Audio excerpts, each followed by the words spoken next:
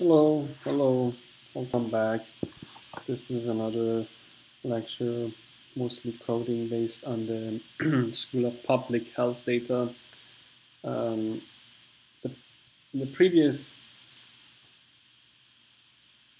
videos, we talked about how to select the variables just by screening them. We realized that because the number of predictors is larger than the number of observations, we can't just use linear regression, and therefore we relied on, or we tried to rely on best subset selection. Um, and we quickly realized that best subset selection is not a practical solution because when the number of variables goes larger than 4, even for such a modest data set that we're looking at, we have around 71 observations, around 200 predictors. This is moderately sized for today's standards. The only problem is that we have too many predictors. So even if we want to find the best 4 or best 5, it will take a long time. Let's just do it actually. So clean everything, remove the no response available on data points.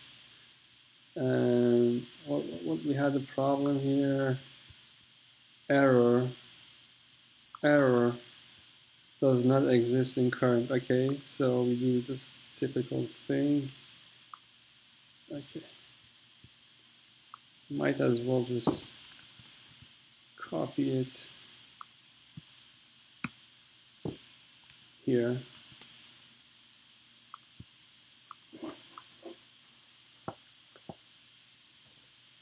Okay, the reason I don't do it is because this is my path and your path is different, but never mind, it's okay.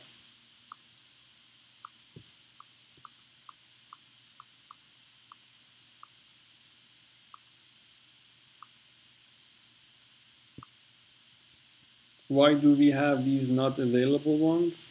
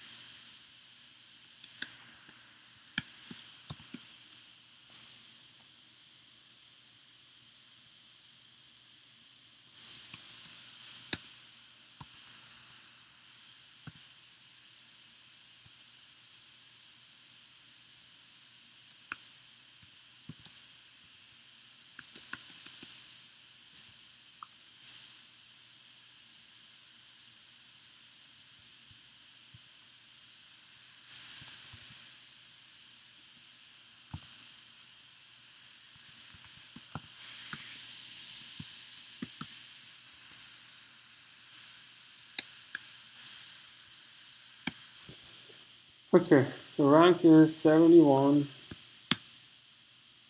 and a 71 piece.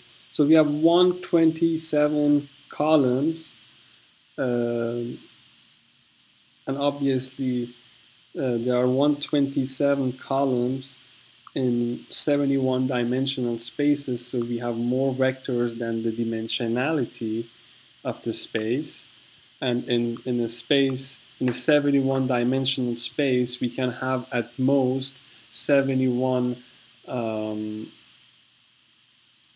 linearly independent vectors. We can't have 72 because when you have 72, then you have more vectors than the dimensionality, and therefore they become linearly dependent. So there are essentially what it means that there are groups of predictors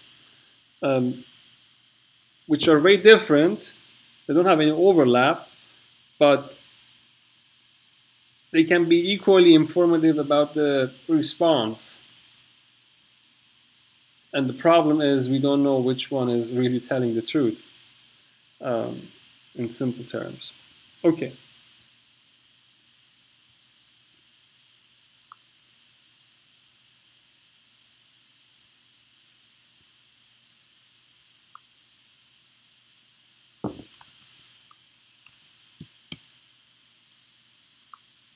It's because X transpose X has a zero eigenvalue, essentially. That means that this X transpose X is not invertible.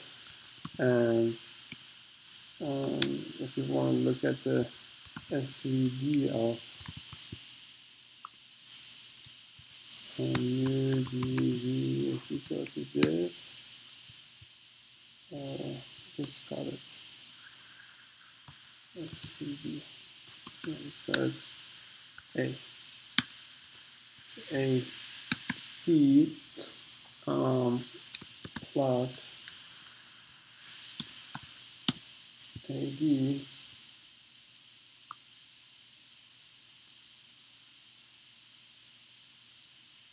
so you see that we have one large eigenvalue and then a lot of them are very small, and some of them are probably almost zero, as you can see. So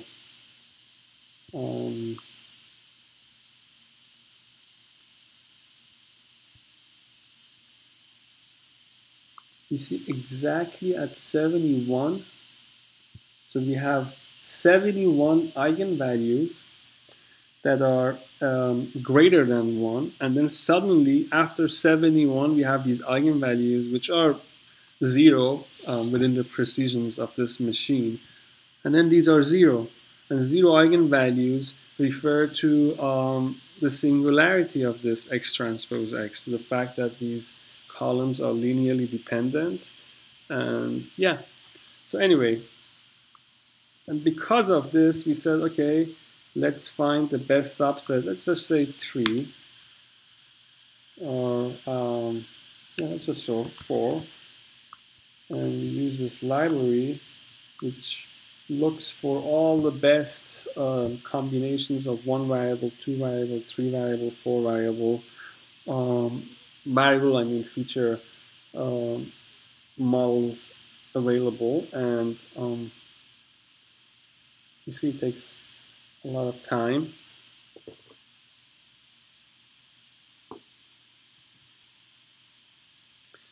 Now, how many do we have? How many models are being evaluated at the moment? Let me say 4.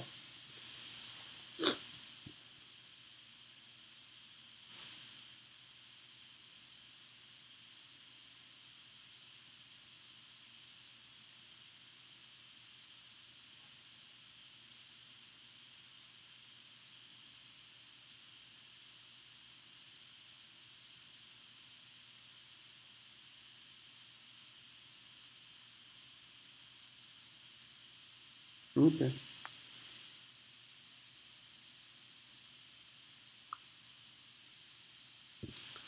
So P is 127, K here is 4, right?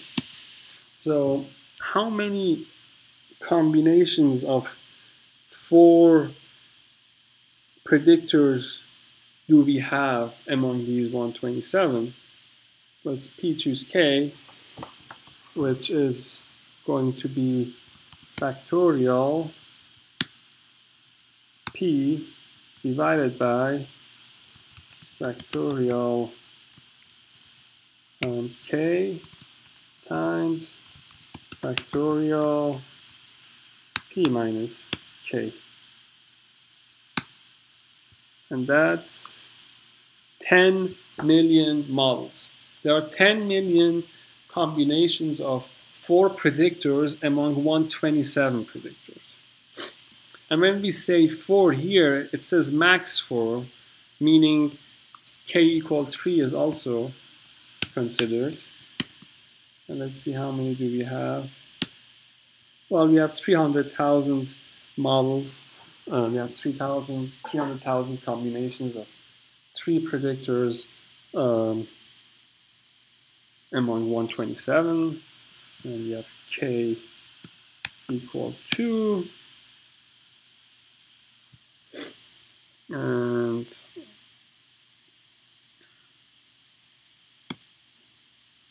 $8,000, so it quickly drops because it also quickly increases. So actually, let's do something. Let's plot this. Let's say k is C1.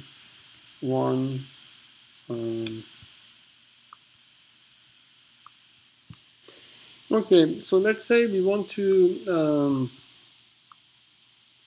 plot the number of models with k predictors among p, where k goes from essentially no predictor, which is just an intercept, to all the predictors.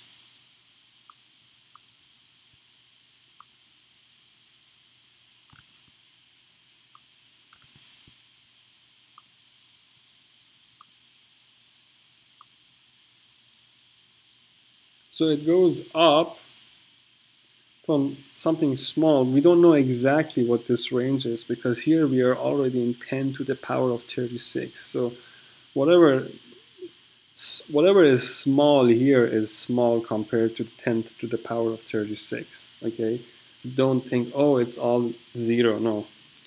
And then it increases and it hits its maximum at where?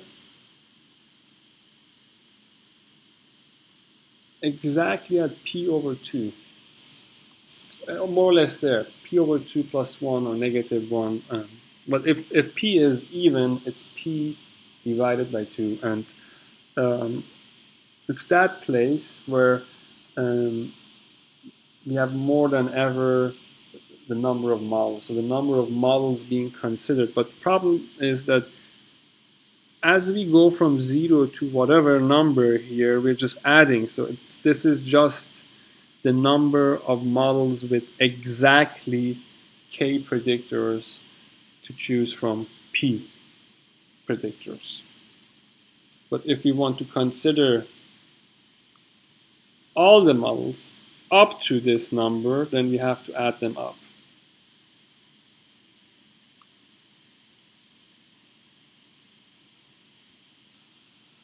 Okay. And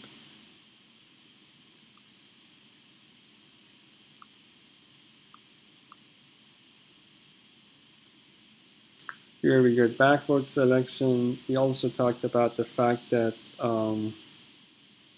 when we do backward selection, we have to start from a maximum degree. That's a major thing that you have to decide. And here, if you don't put anything there, it starts from all the predictors. But the problem here is it cannot start from all the predictors, obviously, because we have more predictors than observations. So we have to manually set that up.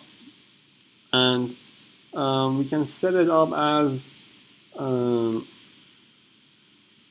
close as we want to p. So a number less than equal to p. The closer it gets to p, the more likely it is that we get instability issues. So I would just I would start with p and then go down a few, and I don't remember why I ended up 65, but that's probably what I did. And yeah, so one by one predictors are removed. I don't actually know how it's with what 65 it starts. That's a good question to ask. I don't know that. I will think about that, and maybe next week we can talk about it. Because even if it wants to start with 65, then there are 127 to choose, and 65 is actually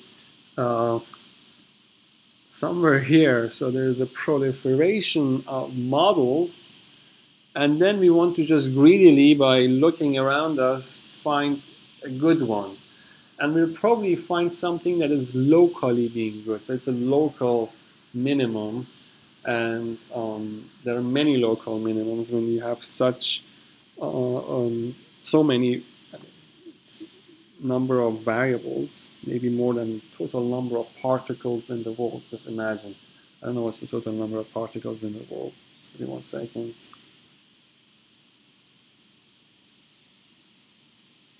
Okay, so it's around 10 to the power of 80, so we're very far from that, but 10 to the power of 36, okay, so it's a lot for such a small problem. This is a small problem. Okay. So, and then we, let's see what we got. We got the names, and I'm curious about the predictors.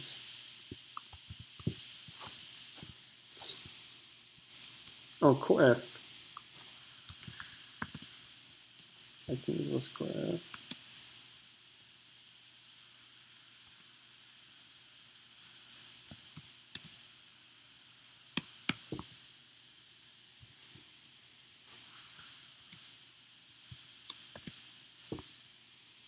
Hmm.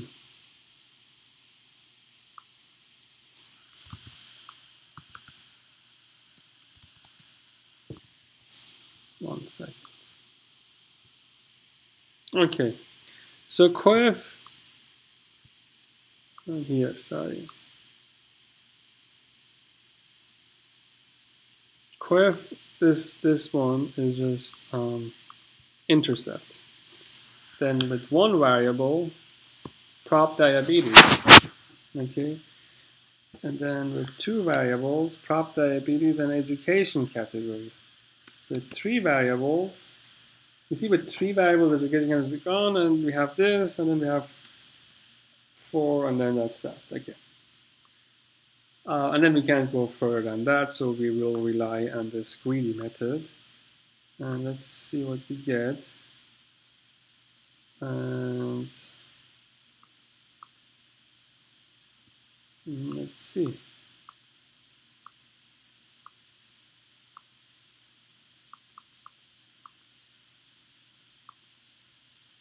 Okay. So none of this really looks, I don't know. These are the endpoints. We can't have more variables than 71. So we're close to the endpoint. That's one thing that's a little bit problematic here. But maybe it's not, I don't know. But it's close to the end. And it's close to the point where it gets saturated. So you wonder, is this point only selected because things are just, we are getting to the end of where it can go? And then on the other hand, if you use CP or AIC, I don't understand why this is here at the bottom, which is contradicting what this is saying. Or sorry, what this BIC is saying.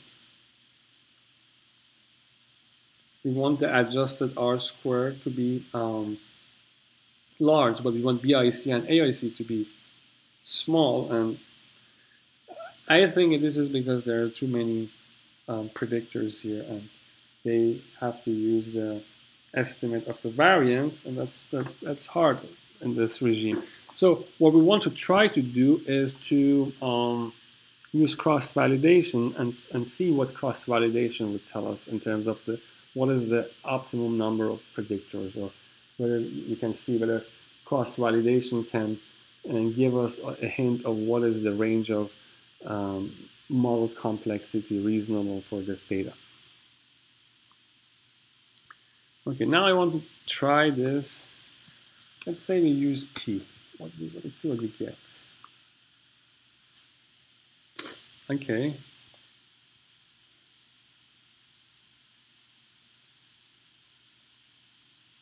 Okay, let's see.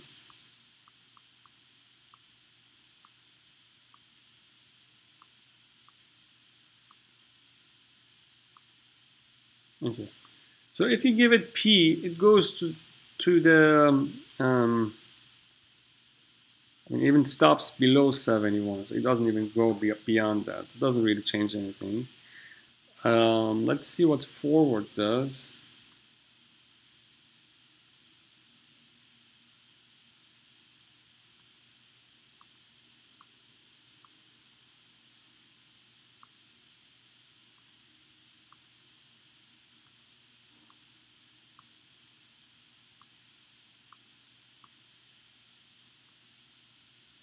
Okay, now forward looks a little bit more reasonable, at least, because first of all, the BIC adjusts R square, which they are a little bit away from the endpoint. And given that we don't have so many observations, you would expect a model with less number of predictors to be more reliable. There's not so much information here to estimate the relationship between one response and, I don't know, 70 observations. So this is a little bit, looks better. Problem here is I don't know why AIC is just giving us these unreliable. Why is it at the opposite end? And just by looking at the residual sum of squares,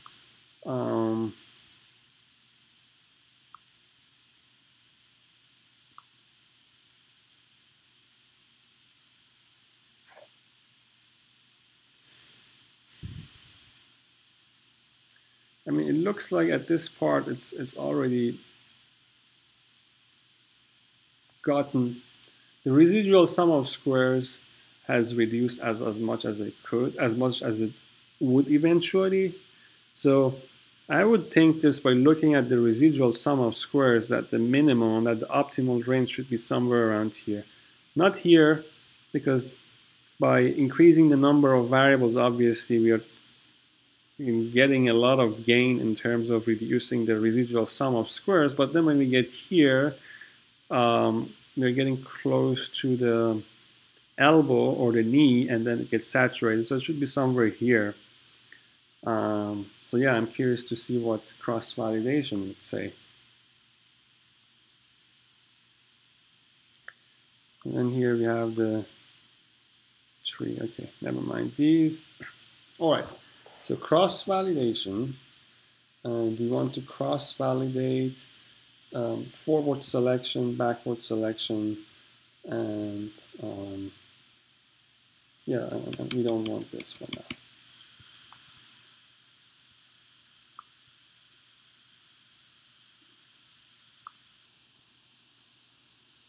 Okay, to do cross-validation, we need to create a random order of our samples, the number of folds,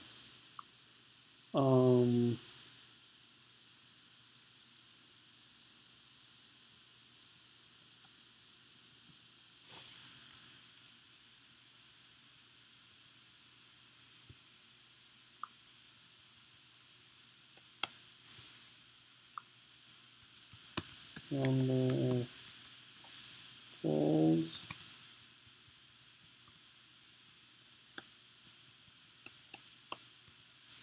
just say it's K. Okay, number of folds and K-fold cross-validation.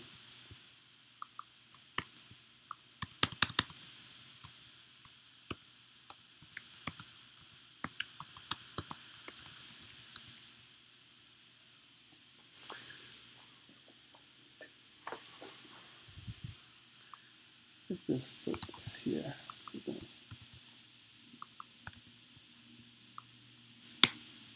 Okay.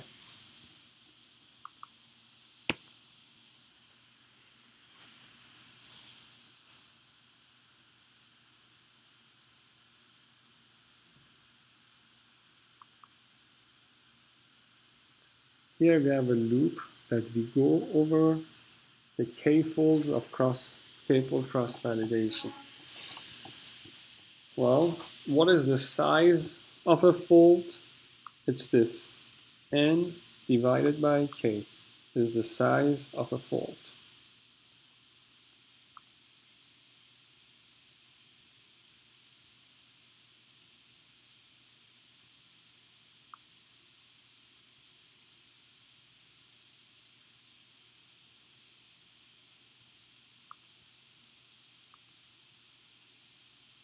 When j is 1, this is 0, this is 0,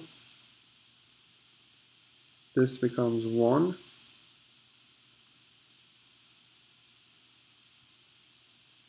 and j is 1, so it becomes floor of n divided by k. So it's the first entry of the first fold to the last entry of that fold.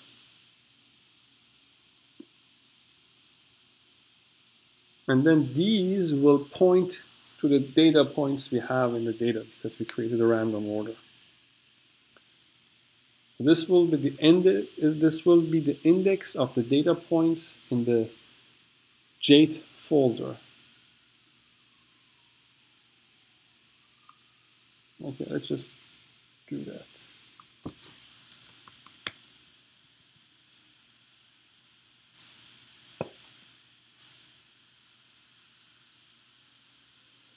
Let me just leave it. It's okay. We select those, we put them into the validation set, and everything else becomes the training set. And then we have to use xtrain and ytrain to make a prediction on xval, and then the prediction error. Okay, so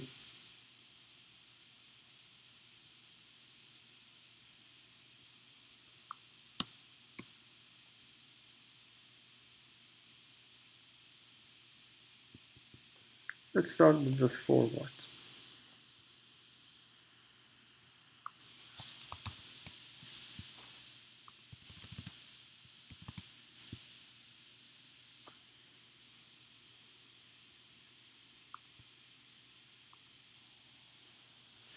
Okay, so here are some changes. We can start with n-fold cross-validation. Let's say the degrees of freedom. P here is, n is 71. So we want something less than n. Let's say 40. And then this is our cross-validation error vector.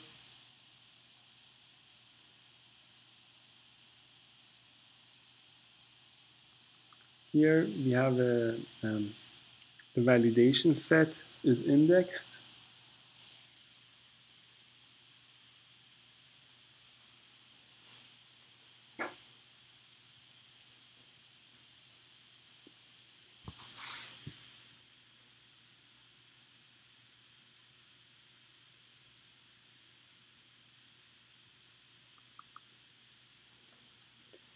Here we fit the forward model up to 40 variables using the data, everything except the validation set.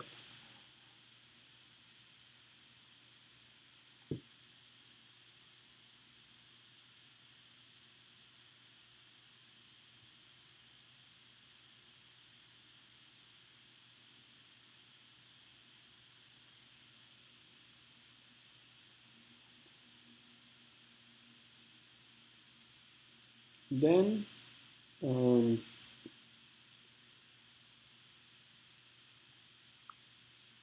we go over all the model complexities. So this object has all the models from 1 to degree of freedom maximum.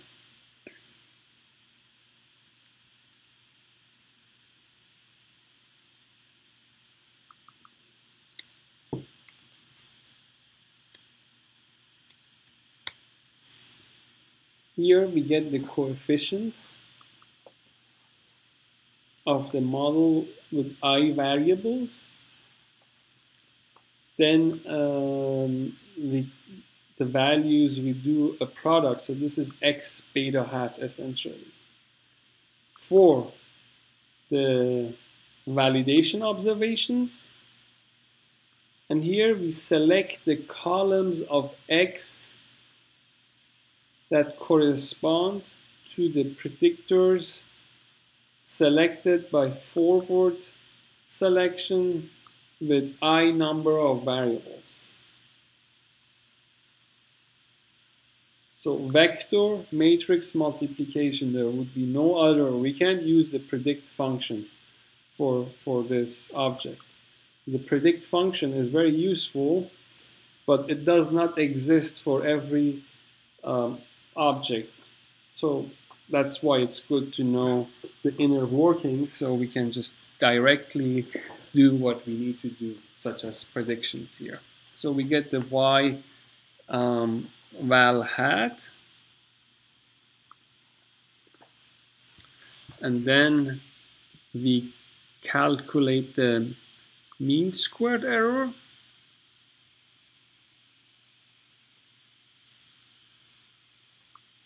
and we accumulate it because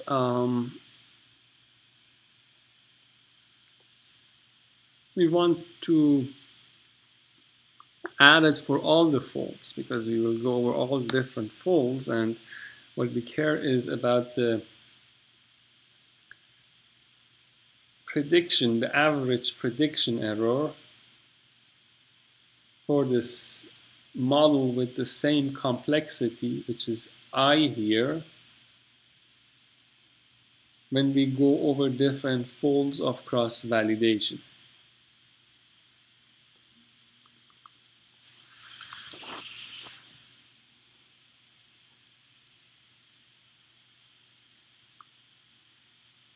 This was not used to create this prediction.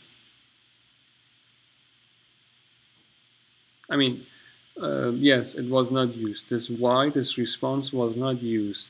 The only thing that was used was everything that's not in the validation set. And then here we plot it.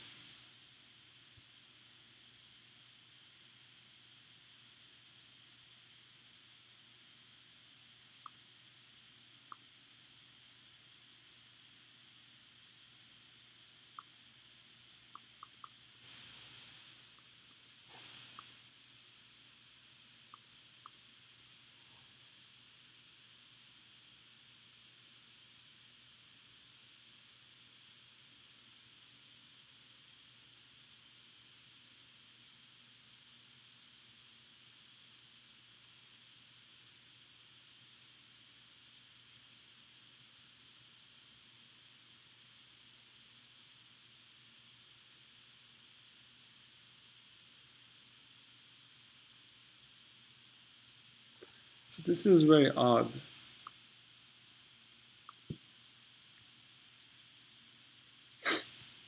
That again, the cross-validation. I was expecting to get something better from the cross-validation. Now this is very odd.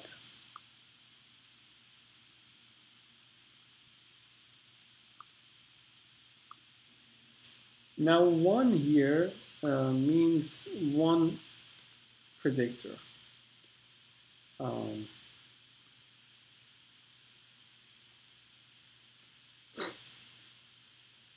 This means 1 predictor. And I'm curious what that predictor is. So I would run here with all the data.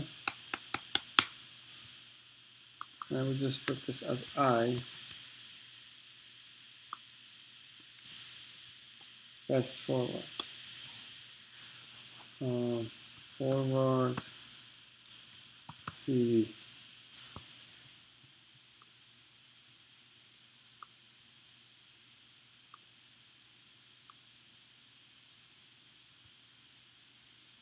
And then we could get the coefficient.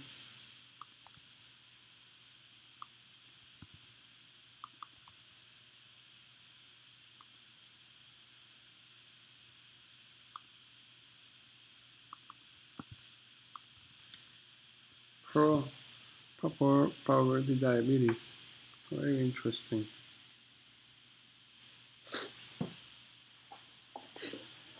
Now it's interesting that this model, yeah, so it's a very small model, but just to show you that how much uncertainty we are dealing with. Let's try this with change from leave one out cross validation to 20-fold cross validation.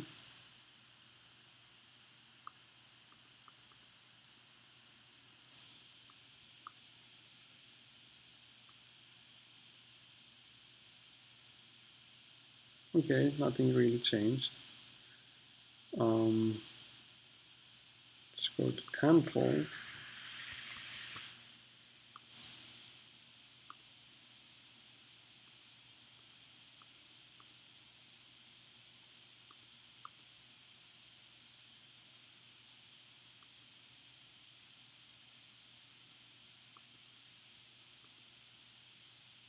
Okay, nothing changed. 5-fold cross validation.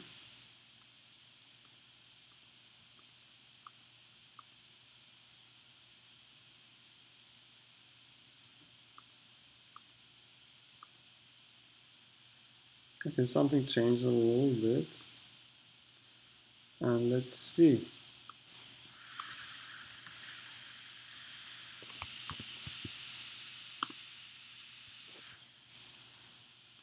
So these are also,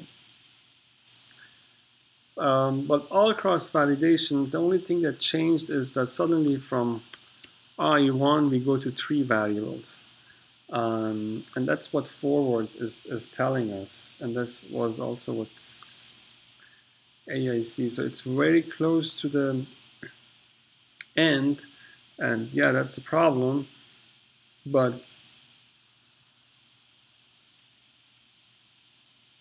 yeah, it just shows that there's a lot of, that the signal is very weak. Now I'm curious to do the same thing for backward. And to do the same thing for backward, we just quickly repeat some of these.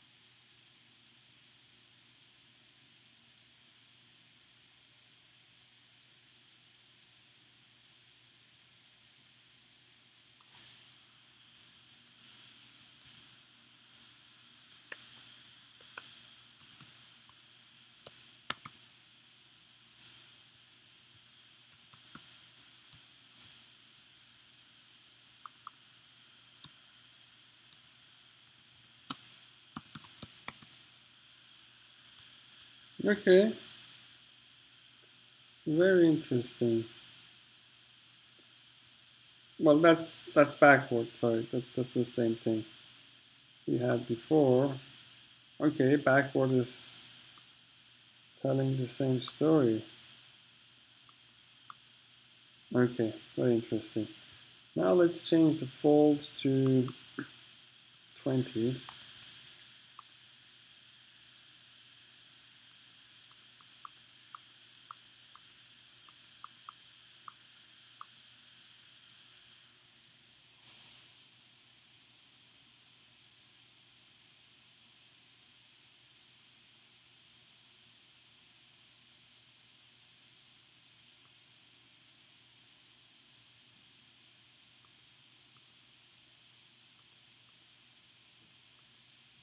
Okay, nothing changed. So apparently this variable is very strongly correlated. hmm.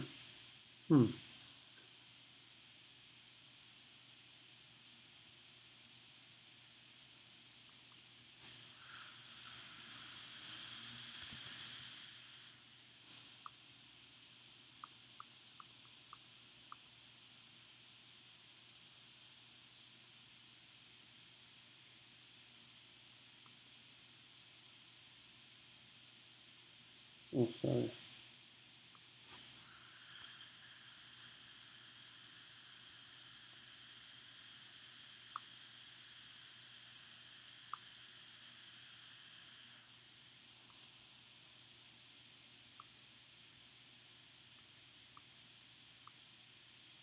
Okay, when we go tenfold and we use a different random sample when you use tenfold, anything except for leave one out will change each time you run it.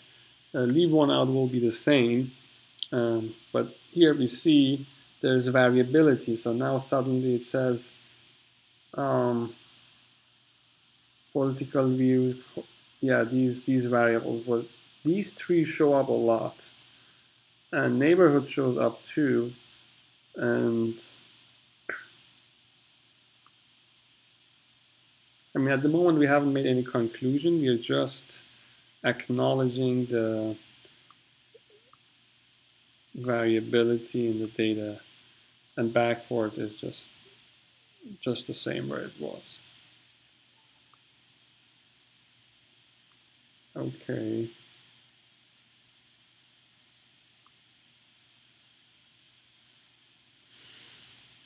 Now, if we increase the degrees of freedom, suddenly we may face some problems. That's another thing I wanted you to see.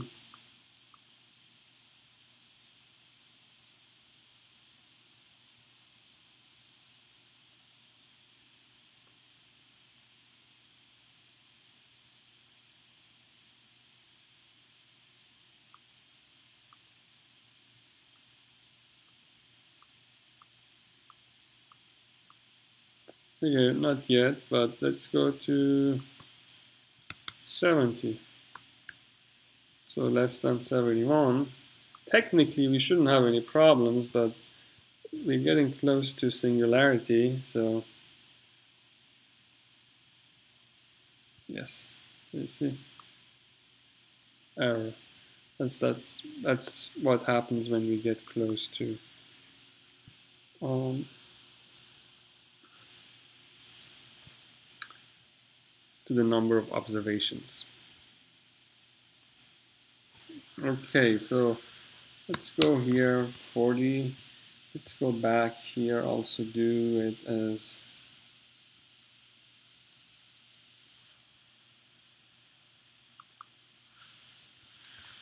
40. So let's just repeat everything from the beginning just to recap.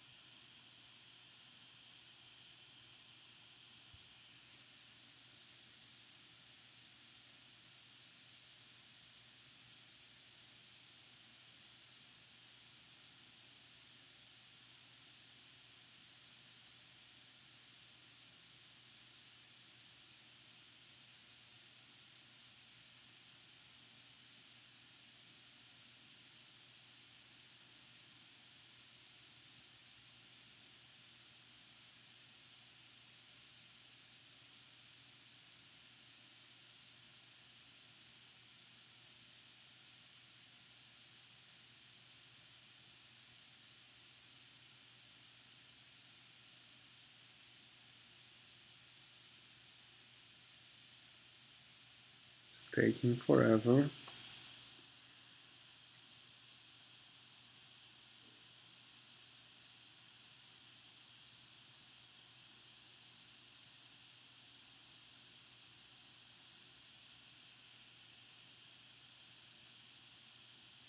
Okay, residual sum of squares.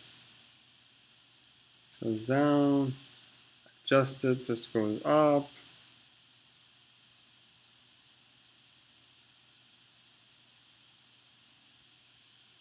So it's only CP or AIC. Oh, BIC too. Okay.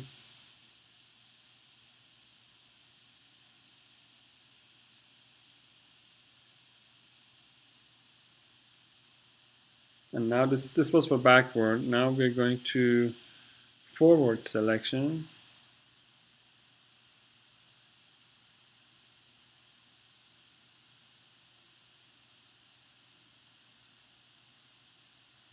Okay, now BIC is telling a totally different story. So far, backward has been consistently pointing towards the lower values, and CP and AIC too.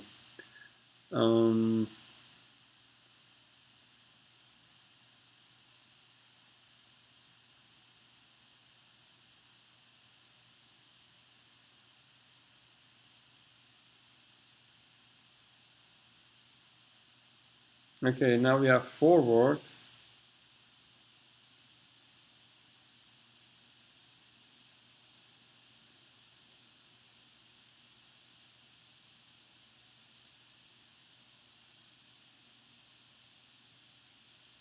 Okay, so the conclusion is this.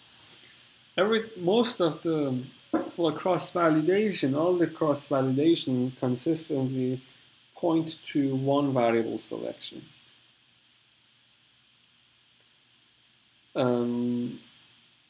BIC and AIC also points to one variable selection. So a very simple model. BIC reacts a little bit, behaves erratically, and adjusted R square is just in a different place. Now, what's the interpretation of these pointing to these single variable models? Essentially, I think this boils down to this takes us back to the homework assignment, which we had, and I think that it was the first or second homework assignment where the question was saying when there is a lot of noise, a simple model will probably perform better than complex models. Here we have a lot of variability, probably, and we have a lot of predictors, very small sample size, and if we go more than one or a few or a couple of variables, if we put more than those in our model, we are very likely to just pick just to fit noise. Okay. Now, greedy methods have a problem, as I said before, is they get stuck in local minimas. If they make a mistake at the beginning, they cannot correct that, and maybe that's also the reason. But both backward and forward both point to the same. So I think we need another method, which is penalized regression. Penalized regression doesn't have the problem of forward and backward. We can find the global minimum, and I'm curious to see what that will give us. Okay, now let's go back to this code which we had, and let's make this 1 and make this 0.5. And let's see what the stepper tells us. I remember we ran it, but just for the sake of conclusion, I want to see what it gives us if you're very, okay, if you want to be very conservative. So you see this one, and this one, which are the top three by the regular subset selection. So these three are very significant. Okay. And the adjusted R-square is around here. Okay. All right. So the next topic will be regularized regression.